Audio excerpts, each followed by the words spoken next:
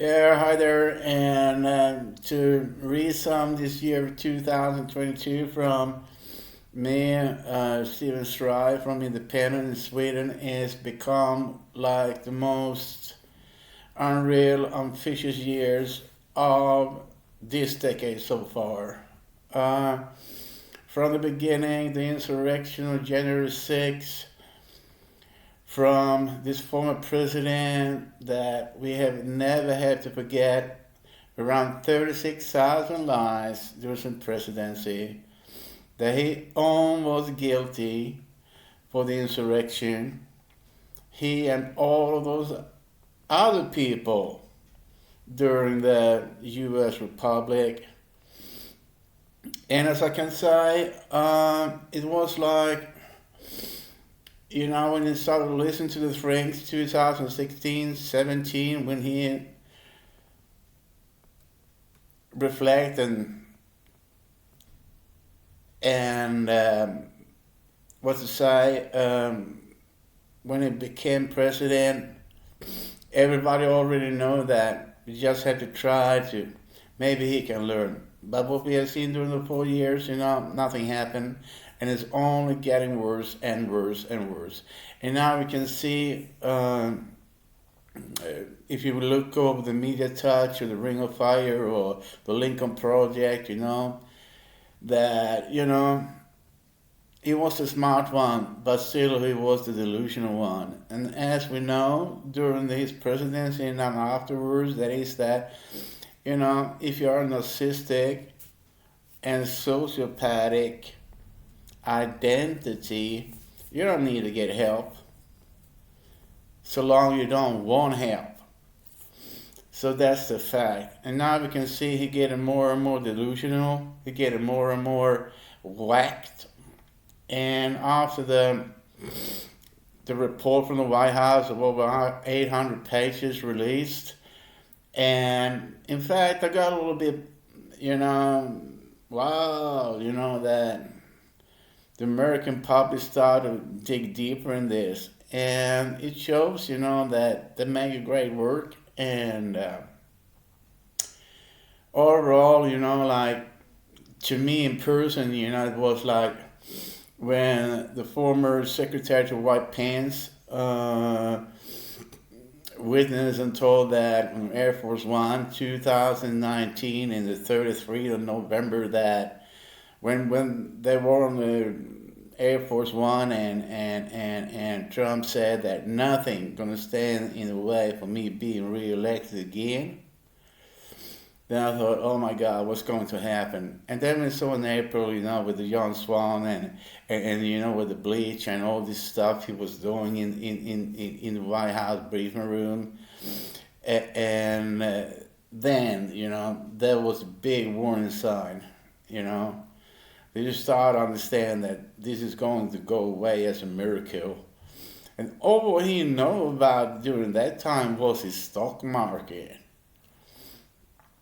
And if we should go back further, when he went to Suomi in Finland and shook hands with Putin, and he didn't release anything about why this would happen, why it happened, and about the terrorists, about the Russian soldiers that was in Afghanistan, and And then, to me, it was kind of awkward, because if you go back during the election, first time election, the election for G.D. Trump, Hillary Clinton, and all this stuff with Steve Bannon, and they worked together with Facebook and this English lawyer community called Cambridge Analytica. And they went all through with it. And then, Cambridge continued, and they even went, make the United Kingdom went out from the European Union. And that was a big mistake from UK, because I know that most of the people in UK didn't want to leave now, today, in the end of 2022. More like 58%, regret. And then we're coming into that how did Steve Bannon, Donald J. Trump know Boris Johnson? Boris Johnson, he was a real supporter for European Union, but then it just like that swap. Today, Cambridge Analytica is on ice. Nobody knows anything about Cambridge Analytica. And then we have seen the tax returns. We have seen people in the Trump administration go forward and witness. Okay, somebody of them had pleaded fifth, as GGG did. He pleaded fifth, what was it, 143 times or something. And, you know, and the Fox News, and they played, oh, no, we didn't know that the election was stolen. You know, we're just independent journalists, Sean Hannity. And you know, and now then you have all these, you know, Mar-a-Lago papers.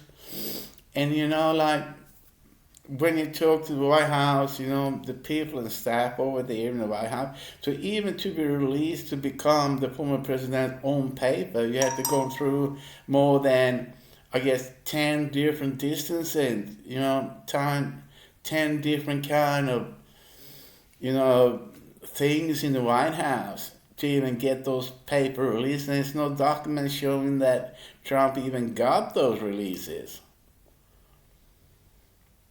And, you know, all this shit, you know, that he's been sending out all this through social, that, oh, those paper are mine, you know. Only that, you know, is just a felony. This one dude, you know, he got one paper home from the White House and he got sentenced to 5 years in prison. Nobody's above the law. And I can show you that 2023 is going to be the end of the Trump era.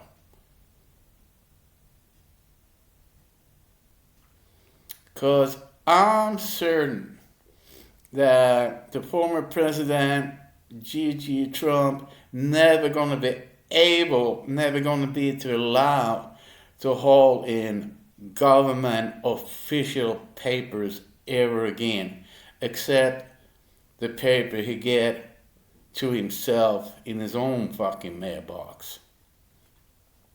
So anyhow, I see the year 2023, I see it as the end of the Trump era. And I can see that 2023 is going to be more like the GOP is going back to be more GOP without this former dude. And as we say over here in Europe, European Union, Sweden here, we're saying that we can't wait.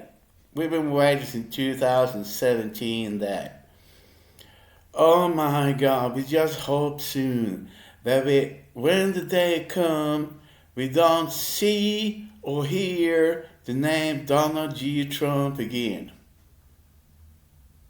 And in my thoughts, in my mind, as a socialist in Sweden, that is that 2023 going to be the end of the Trump era. By the way, I wish you all a really happy new year, and 2003 to come much better for the Constitution of the U.S. Republic and for democracy around the world, and that we're going to make it all become better, that we can take away this Vladimir Putin once for all, that we can make more understanding around with China, and that we can make the world a better place to live in, and of course the climate. And I think, I say once again, USA, with your president, Joe Biden, we're impressed. you should be impressed with having that Joe Biden as president, because he has saved a lot of your problem you have over here. So, but anyhow, to Media Touch, to Ring of Fire, to all of you that make democracy prevail, a happy new year and much more to come. Blessing from Sweden and European Union to you all in the United States of America. And may God protect our troops. Amen.